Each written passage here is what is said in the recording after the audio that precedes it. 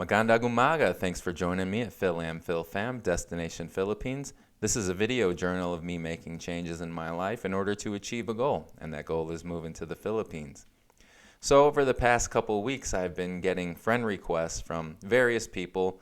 Some people from my new church, friends of friends, and then from my family in the Philippines.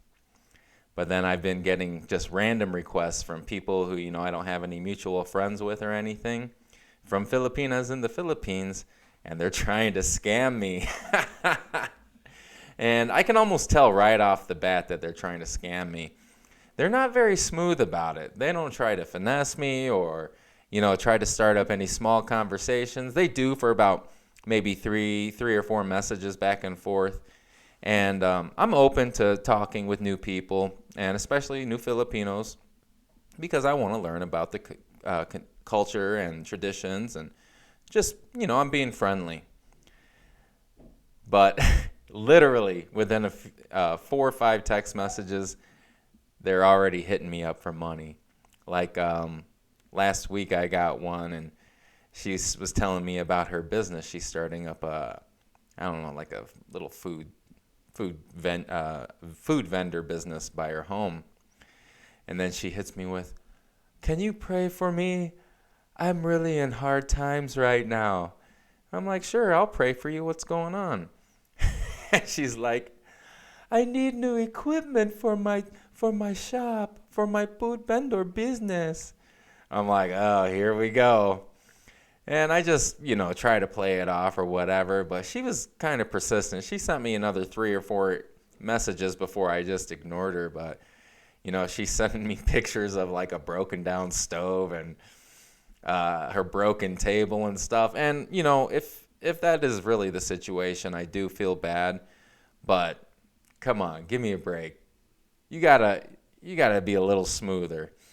And then one today, she sent me a friend request, and she was just saying, "Hi, how are you?" And I spoke a little Tagalog, a little bit with a message with her in Tagalog, the little bit I know. And she's like, "Oh, you speak Tagalog?" And then she sent me a long message. I don't even know what it said, but I'm like, whoa, I'm practicing what the little bit that I do know. And she's like, "Oh, that's nice." And so then I sent her a clip from my YouTube channel, because I'm trying to spread it out to new Filipinos and everything, let them know. That way I can, spread my channel. And then she hits me with, "If I have load on my phone, then I'll subscribe to your channel."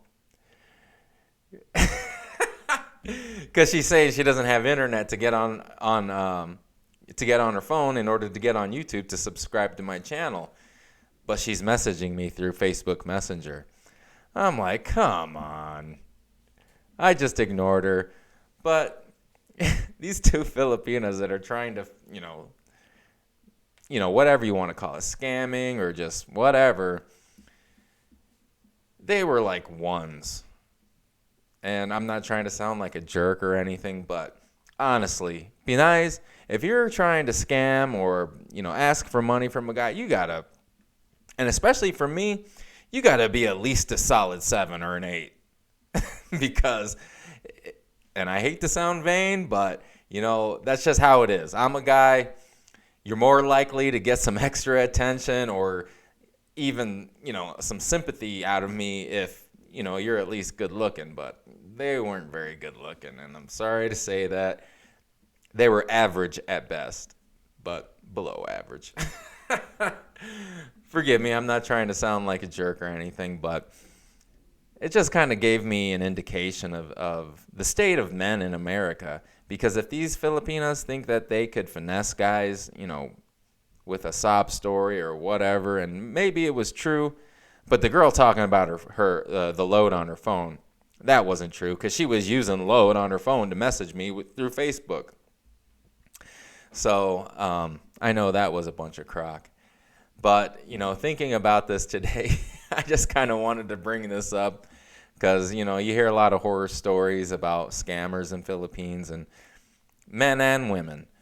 But about a year and a half ago, I met another Filipina through Facebook, and she was okay. I wouldn't say she was really cute either, but she was a teacher in Thailand.